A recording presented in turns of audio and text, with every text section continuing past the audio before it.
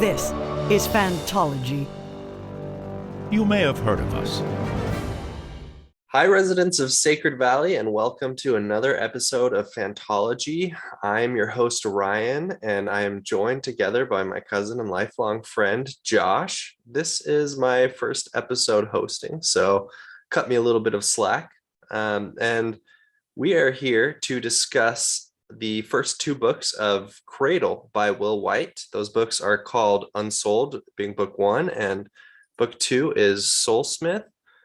Just a little bit of background. I started these books recently in the middle of October 2022, and I am now current. So at the time of this podcast, there are 11 books that have been released, and I've read all of those. I'm fully caught up, and that took me about a month. So reading 11 books in a month, I would say that I definitely enjoyed these, and I recommended them to Josh, and Josh has now finished book two. Anyways, thanks for joining me today and for reading the first two books. Yeah, Josh? man, that's impressive. 11 books in a month. Wow. Yeah. So, Yeah. I mean, these books are a little bit shorter than, the typical epic fantasy that we both read. I think the bread and butter of our podcast are epic fantasy books. I think they're around like 8 hours on Audible. So that's still like a novel length book. Like, well, I think it's not Unsouled a Cosmere book, but Unsouled is around 8 hours. I think Soulsmith jumps up to 10 to 12 hours. And yeah, I think that the books in the series hover around, I would say, 12 to 16 hours. Oh, yeah. So that's for sure like a pretty sizable novel length. I mean, yeah, it's not like Stormlight, but that's pretty long. Yeah, I mean, I don't know. I guess I think of more epic fantasy books as like Mistborn is probably pretty standard epic fantasy length, and I think the audiobooks for that are like 20 to 24 hours, something like that.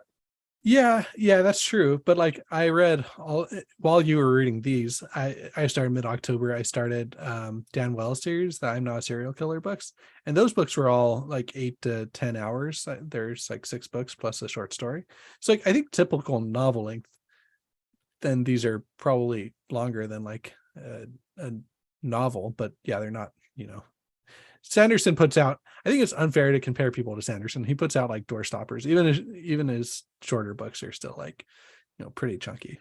Yeah, I guess that's true. And a funny thing about Wight is that he has kind of ripped off Brandon Sanderson, not in his work, not in his stories, but in his he put out a Kickstarter video that was kind of like that was Wight?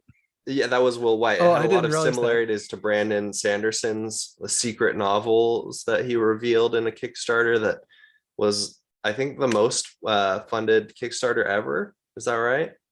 Yeah, when it happened, I don't know if anything's beat it, but I think I probably would have heard if it did. Yeah.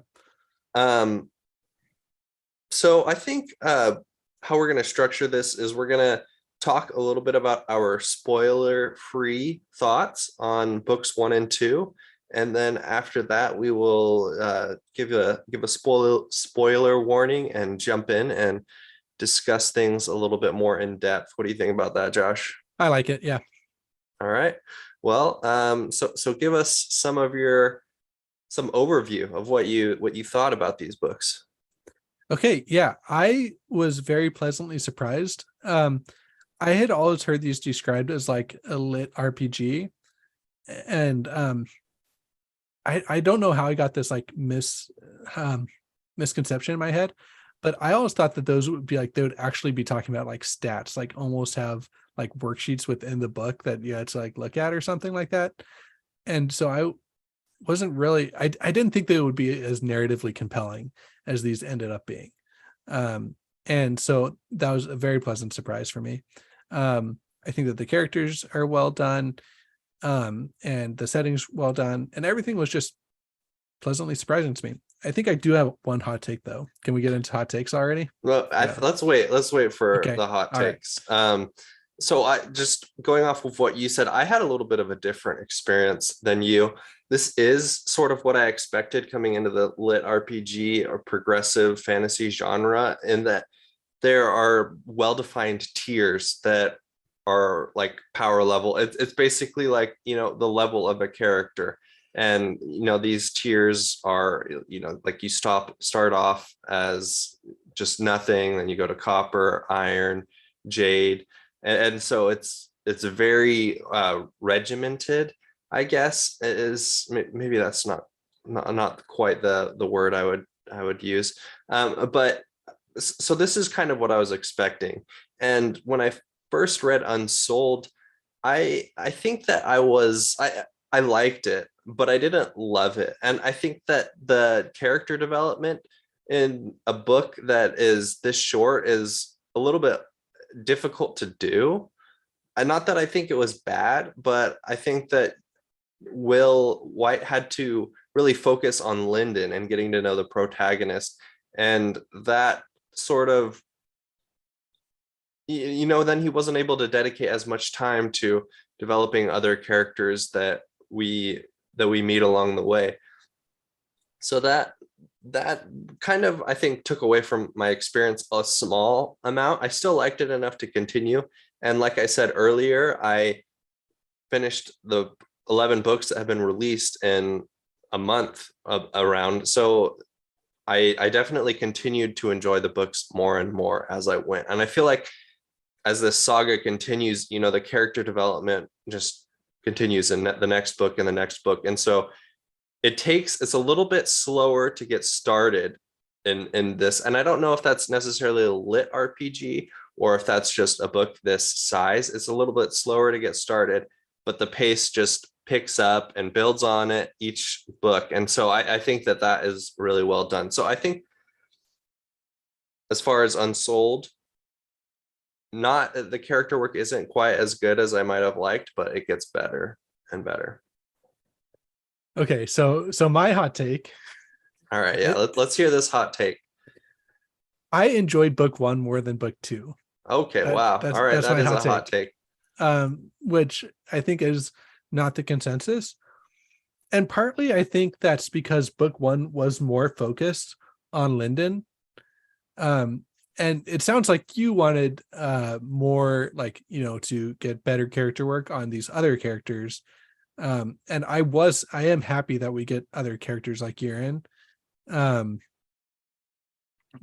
in terms of just like Lyndon, I felt like I was happy to get kind of a deep dive into Lyndon's character, and I enjoyed seeing him go from like somebody who was just happy to like have some modicum of like respect into, like taking on this quest and like embracing the call to action. So maybe it's just that like book 1 has a lot more of these kind of standardized story beats that are pretty easy to help you relate to a character. But yeah, I don't know. Like, I still like book 2, and I don't think it was necessarily a step down in quality. I just think that I enjoyed book 1 more, if that makes sense. Okay, I can certainly see that. Whereas, book 1's a bit focused. I did say something along those lines, just that book 1 is very focused on learning our protagonist, Lyndon, and then book 2, it starts to venture off in a few other directions. And so maybe it's similar for you, whereas you really liked getting to know Lyndon. Suddenly you're opening up to a lot of different directions, and maybe none of those are developed quite to the point you liked. Is that am I inferring correctly? Yeah, I think that's a pretty good inference. I mean, the character work with Lyndon was really well done, and there are characters in book 2 that get established that I am looking forward to learning more about, but they still seemed a little bit more just one note, and you do learn little bits and pieces about them, but nowhere near as much as you kind of learn about Lyrian in book 1. So I think I'm excited for the foundation of the series. I'm excited for where the characters are heading. And again, like book 2 wasn't a decrease in quality, but it was just a little bit. I enjoyed being with Lyrian more in book 1 than what we got in book 2. Okay. So you liked book one more than book two. I liked book two more than book one. I would probably give book one about a 7, and book two maybe 7.5, because I think, in my opinion, that the series it gets a lot better. It continues to get better than both of these books. So I don't know. What would you give Yeah, the I'd probably give score? like a half step down. I'd probably go with like a 7 and a 6.5, Okay. which is like solid for me. Yeah. I've realized I've been more harsh on books lately in terms of like my actual scoring. I don't think my enjoyment has gone down, but I'm just like trying to have the average be more like a 5, and then anything above 5 is like I see above average. So that's how I'm, just so you know, how I'm trying to score these books. Yeah, we've discussed I this know, a bit before on I know, other episodes, but I the feel like how we score things differently. See, I think, an average should be probably around a 7, because I think books, the average of published books is a bit better. You're getting a bit, I don't know. I guess I'm considering a lot of the unpublished, or things that maybe should not have been published in my scoring, and think that those might be I think around those would 5 or round out. lower. I think those would round out like the 1s and 2s of the world, right? Yeah, I guess so. I don't know. Look, I'm just covering my base here because like I don't want big fans of the series to listen to this and be like, oh, he hated the books and he only gave it like a 6.5 or whatever. I'm just trying to Mhm. say like I Yeah, enjoyed these I get it. books. They're above average. Like anyway, yeah. Okay. So So now let's move into spoilers. So we're going to do spoilers for both Unsouled and Soulsmith. So if you haven't read either of those books and you will be bothered by spoiling any of the characters or actions that take place in it being spoiled, then please stop listening or watching now. All right, Josh, what did you think of the characters? Do you have a favorite character so far? yeah, I mean, I think Lyndon, sorry, yeah, Lyndon is my favorite character. I'm really interested to see where this goes with Yaren. Yaren, is that how you say her name? I feel like that's how you Yaren, say. I think, yeah. Yeah, I'm really interested to see where it goes with her.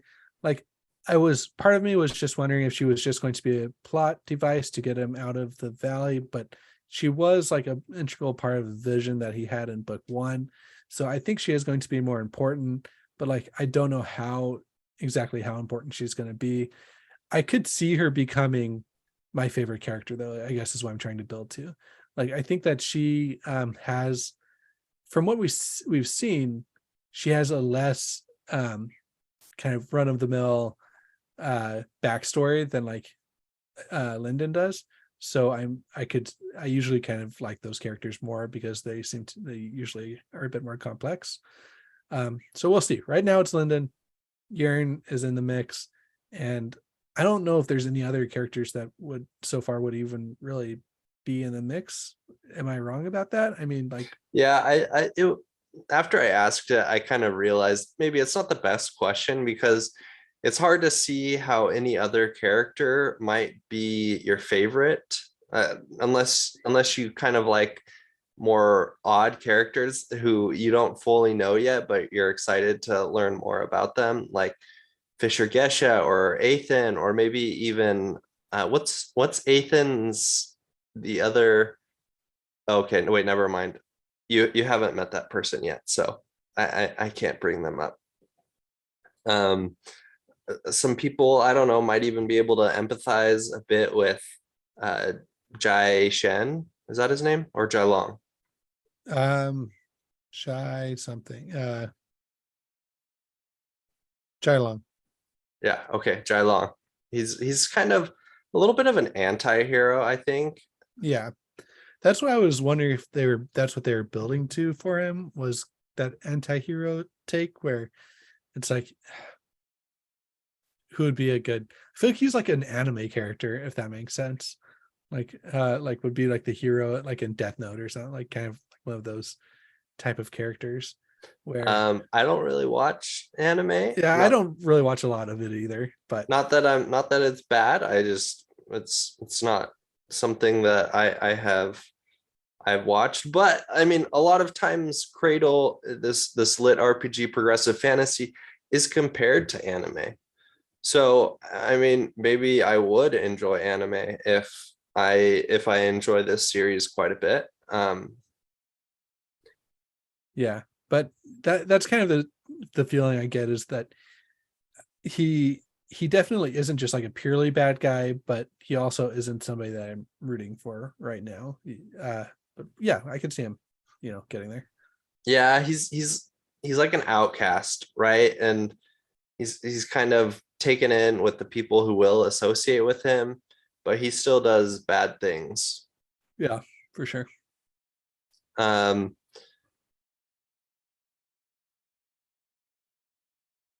so one thing that I found interesting is this overarching narrative of the series with the Abaddon. And in the first two books, it's pretty, I think, vague. You have a blurry vision of it. So I wanted to get your take on this narrative. Yeah, I don't really know how I feel about it right now. Um, the most like the worst thing I could come up to say about it is that like it kind of feels like Wight is just trying to put like a second story within the main story without really doing the work that would be necessary to make it seem super compelling as it stands right now. Is that like that's kind of what it seems like it could be to me. I don't mind it necessarily, but like I wish that you could see a little bit more of why like I should care about it. Whereas right now, I just don't really care when I get to those parts. Like I'm like, okay, like a sci-fi story element, cool, but I don't know. Like, Yeah, I thought that at first, but you quickly learn I think it shows you, it gives you a perspective on the relative power scale, because you have Lyndon who's struggling to succeed in Sacred Valley, and you have these people, you have Jades who he thinks are so powerful, and then one clan summons Lee Markuth, who's like, yeah, I mean, I guess you guys would think I'm a gold, but just that's because you guys don't really know any better. And then he just decimates everyone, and you're like, oh my gosh, this guy is strong. Nobody stands a chance against him. And then Suriel comes, and she's like, yeah, no, I'm just gonna go ahead and take you out of this timeline, repair everything, bring Lyndon back to life. And you're like, what the like? well, that part I liked. Yeah. Yeah. Anyway, keep going. Yeah. Well, so I mean, in the grand scheme of things, you see that Lyndon has so far to go, not only in his world, but if he ever wants to get on the same level as somebody like Suriel, it's, so I think it's, you almost see like the bottom of the progression versus the top. And so it sets that up. And as far as like the overarching narrative, it is, like I said, it's a bit blurry and obscure on how it relates to the series, because you don't exactly know how Cradle fits into everything else. But I like the sense of mystery and figuring, at the same time you're figuring things out about Cradle, like the world, you're also later on in the series, you're finding things on about, the greater universe or cosmos, whatever it is. Yeah, I really like the serial parts, because I think it did a really good job exactly of what you're saying, where it does give you a sense of power. But like then the other parts where it's just like talking about how this person, decimated, or I guess more than decimated, because decimated is 10%, but like this is completely obliviating like an entire, planet's worth of people with like a sword. Like that just, I yeah, I get that it's trying to give you more scale, but like I like Serial, I just wish it was part of the story like Serial was. The other thing I feel like, so the call to action was him seeing Sacred Valley just being completely destroyed by like something, right? Like A dread god. Was it a dread god? Yeah, he sees that specific, or he is, yeah, he sees a dread god, and Suriel tells him afterwards that it's a dread god. And is that a person, or is that a like just a it You seemed don't like really know yet. yeah, it seemed like it was like a creature. In my head, I was like picturing like a sandworm from Dune, like coming in just like eating the whole like Sacred Valley or something. Like it's kind of a silly, I don't know. But anyway, um I feel like that was a really big motivating factor for him in book one. But then in book two, it kind of just pays lip service to it. It's like, oh yeah, and I have to remember that I'm doing all this to save my family back in the valley. But it doesn't really seem like it's actually what's motivating him. It just seems like he just wants to get more powerful, which is fine in and of itself. But Yeah, there I could see how there might be a little bit of a disconnect there, because you see the goal Lyndon wants to achieve, but then in book two, he needs to focus on, a smaller goal. He becomes copper, I think, at the end of, is it? No, it's at the beginning of book two. yeah, it So becomes he barely makes it to copper. And you're like, I have no idea how strong a dread god is. Is as strong as a gold? Well, we know now that it's not as strong as a gold, because there are lots of golds outside of Sacred Valley. But there is that disconnect. And I think the structure of this lit RPG progression fantasy is that, or at least I don't know exactly, because this is my first foray into it. So I don't know exactly how another lit RPG might differ from Will Wight's lit RPG. Like he kind of, you have like sort of a closed little bubble, and then Lyndon starts to really become, I guess, comfortable and progress inside of that bubble, and then that bubble pops, and then there's a larger bubble, and so then Lyndon's like, well, I need to get stronger, like I need to continue progressing. And so I could see some people might get frustrated with that process. They're like, he's just progressing to progress at this point. And there are times in the series where I was like, man, he's just like obsessed with progressing or advancing. Like it's not, and so maybe it's hard for certain readers to, I guess, continuously relate why he's progressing, because it may not be mentioned enough. Yeah, I definitely get that feeling. But yeah, we'll see. I mean, I'm for sure going to keep reading, and I hope I don't get burnt out. I just kind of need that character motivation to keep going with it. And right now I'm kind of like, could see myself, that's the reason why I would get burnt out, is without the character work really being put into it. So I'm hoping that's not what happens. Mm-hmm. I mean, there were parts of the book where it's like dedicated to Lyndon advancing. Like that's almost the entire part, like where he was trapped in the those catacombs in the pyramid, where Ethan basically locks him in, and Lyndon's just like fighting for his life. What did you think about that part? Yeah, I mean, I liked it, but again, it just seemed kind of like you were saying, like I knew he wasn't going to die there, and that's kind of another thing that does take away from the stakes a little bit, is how many books are left, and like I highly kind of doubt that Lyndon's just going to die in one of these books. It's kind of like the Harry Dresden problem in the Dresden Files. It's like, like you need Dresden in the Dresden Files. So I'm not going to spoil anything from that series, but similar issues here, where like sometimes the stakes don't feel as big as they could be. And that's why I kind of wish that like other characters were put in peril. And I think that's what Dresden does really well. Whereas this one, like Yerin's the only other character I would really care about dying right now. And even her, like it's only really been like one book, because she didn't come until any of the first book. So I'm going to need stakes outside of Lyndon. And in scenarios like that, the stakes don't really seem to be that high for me. Yeah, that's true. Lyndon is, kind of invulnerable right now as far as the plot armor goes on, because, his story continues in the next books. And you're not super attached to anyone else. So there's not like a huge sense of like urgency, I get, or fear of somebody dying. And then even then, I do remember it's like Lyndon was kind of treated like garbage by the members of Sacred Valley, and that's kind of his whole thing right now. He's trying to save these people who treated him poorly. Maybe that's more of a testament to Lyndon's character in general, though. I mean, I think he did love his family, but yeah, it seems like there's easier ways to save his family. Whereas it seems like everybody else in Sacred Valley, he would just, tell to go pound sand. Like he loved his family, but nobody else really. So it's just like, let's get my family out of here. And that seems like an easier goal to accomplish. Mm-hmm.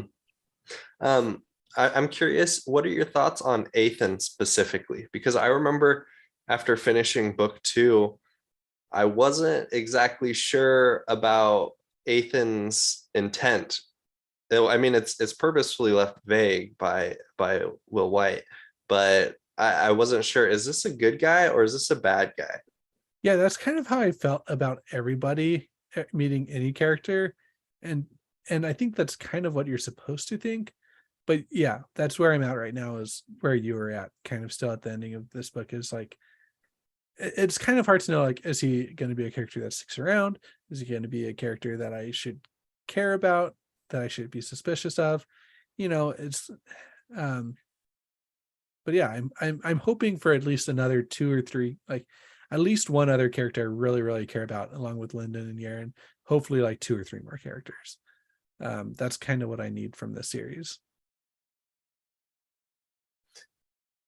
At the end of book 2, I believe you learn that Ethan is interested in Lyndon specifically because of the marble he receives, right?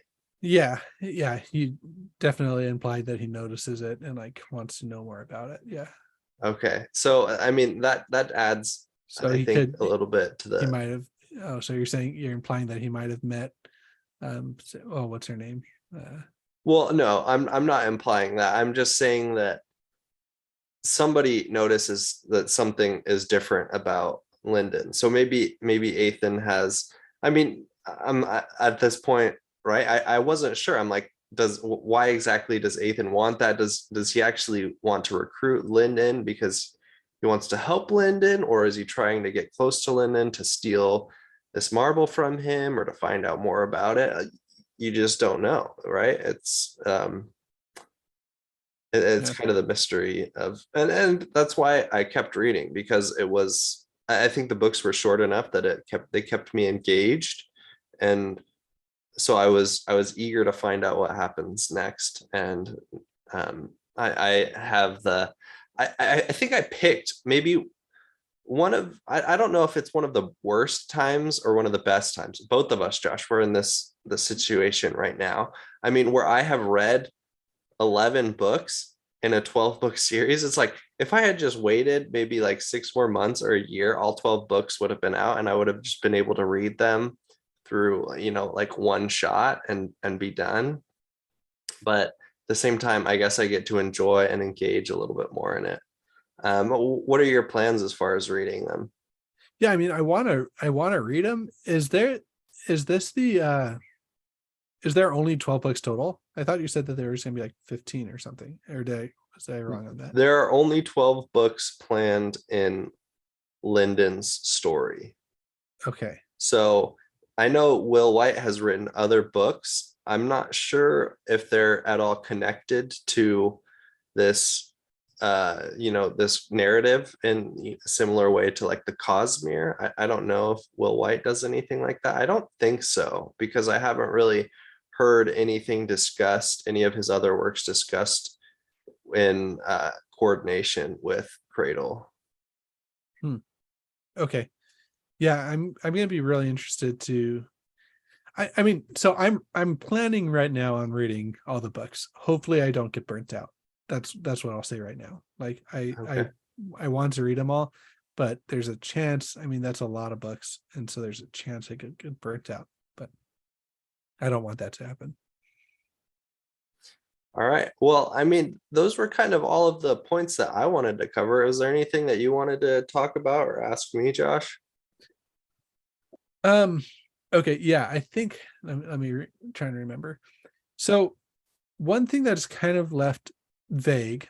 So we know that cradle is like a term that is implying that like that this is where they stick all the lowest people kind of in the universe of what we know about, like where they stick kind of the infants, and that's why it's called cradle. And then we have like Well, I don't think that's why it's called Cradle.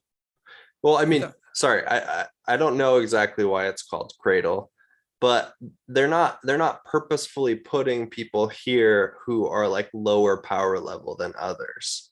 It's people on Cradle generally stay on Cradle, but the reason why Cradle is valuable to the Abidan is because they get recruits from Cradle, and I think uh, at a higher percentage than they would from other worlds that they control. Gotcha. Okay. Um, the other part of that statement though is going to be that is kind of what's the that like Sacred Valley is kind of also a mystery to me, like why Sacred Valley is kind of sealed off from the rest of the world. That seems kind of weird to me, and like I kind of wish that we would get more answers to that before we left it.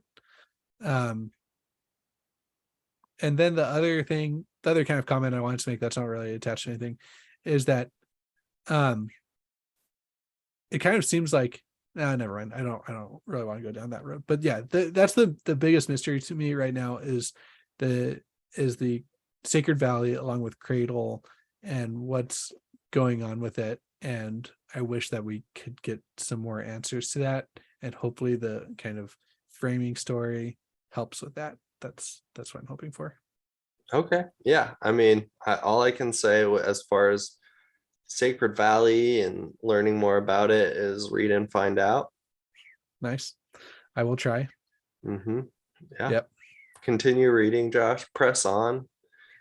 Be strong. I don't think you'll get burnt out. And even if you need to take a little break, I think it's a pretty easy series to jump out and then jump back in. Yeah. Yep. All right. Yeah. Well, there's my All right, review. everyone. Thank you. Should we do worst of the best or no? If you have one in mind, then go for it. I'll just tell the do you have one in mind? I can think of one. Yeah. Okay, I will. We haven't done it in a while, so for listeners, viewers who don't know what worst of the best is, we find a situation or an event that takes place in the book that we really liked, but there's one part of it that we nitpick or think maybe this small part of it would have made it a lot better in the grand scheme of things. And so I mean, once again, we really like these parts, but maybe something could have been different, at least from our limited perspective. Okay, so mine is the length of time he spends in Sacred Valley versus how well I think that they've fleshed out that culture. Meaning that like it was very compelling to me to like see all the traditions and how much he loved his family and all the politicking between like his family, like the different clans and stuff. And then I felt like he just left, and then we're like not going to go back to it.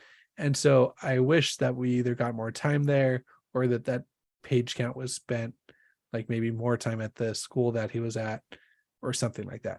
And I sense that might be a theme of the series, is moving quickly through different settings. So maybe I just have to get used to that. But it was really well done. So that's kind of what's pulling at me for making it worst of the best, is that I think that was one of the best parts of book one was the setting, specifically in Sacred Valley, but we left it super fast. Okay, so yeah, that I think that makes sense. Like you could kind of sense that there was like a lot of diversity and politics at play that we didn't really delve into in either of these books. Mm-hmm. Okay. I'm trying to think of it's a little bit hard to think of like specific events. I think the one that I would pick out is where he advances to iron and gets his blood forged iron body. It was I thought it was cool. It demonstrated his resolve, and as a character, he's willing to do whatever it takes to become more powerful. And I think that part of the story might exemplify it more than any other part, at least that I can think of, at least in the first two books. But it did feel a little bit, I want to say maybe a little bit too designed, which I guess it was designed by Ethan. But I don't know. I think I might have appreciated it a bit more if Lyndon, if he had, I guess, come about this method a bit more naturally rather than, Ethan artificially pushing him into it. That makes sense. Yeah. And it seems like that's kind of the case in general, is he needs somebody, a teacher, to show him. Whereas I think in other fantasy stories, we're kind of used to the main protagonists like figuring out this new magic system by themselves, a la most of Sanderson's works and stuff like that.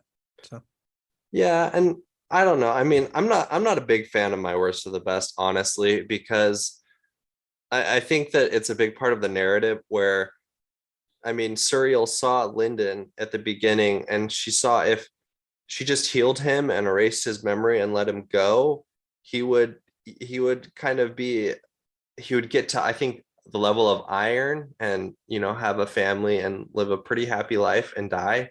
But he wanted to save Sacred Valley. And so she knew that, and he knew that if he wants to save Sacred Valley, he needs to get out of Sacred Valley and find other means. And so I think part of that is the people he's going to meet along the way. And so, I mean, Ethan is at least one step along that path.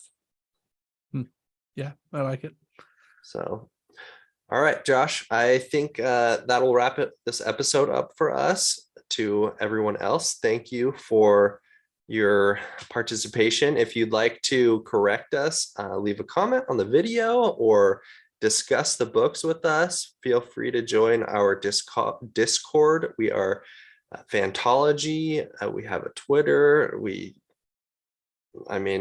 That's pretty much everything I know, Josh. What else? Anything else we should tell the listeners? Yeah, I think this is a potential new channel on Discord for us if we get people that join and want to talk about it. So let's talk. Yeah, I think that's definitely a good point. If there are a lot of people who want to talk about us, we might open up a Cradle channel on our Discord to talk specifically about this series. We'll need to gauge the interest. But yeah, that'll do it for us. Thanks, Josh. Thanks, Ryan.